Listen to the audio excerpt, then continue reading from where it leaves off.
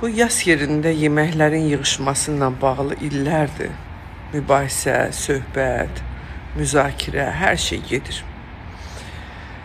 Hadisəyə yas yerinə gələnin gözündən baxsaq, hamı uzaqdan, yaxından gələn bir çay içib, bir halva yeyib, nəsə öyrəşmişik də, illərdir bu ehsana öyrəşmişik. Sonra bizim beynimizə yeridiblər ki, ehsanı yemək savabdır. Buna da inanmışıq, basıb yemişik əlimizə gələni. Hadisəyə yas yiyəsinin gözündən baxsaq, bu çox aqressiv, qıcıq verici bir mənzərədir.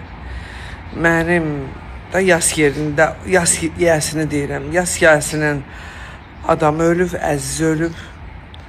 Cəmaət gəlir, heç kim o ölünü ağlamır. Hamı öz ölüsünü varsa ağlayır, öz dərdini ağlayır. Sonra da löyn-löyn, plovdan, bozartmadan, halvadan, turşudan, meyvədən, sonra nə deyim, marmeladdan qəşək-qəşək yeyir, çıxır gedir.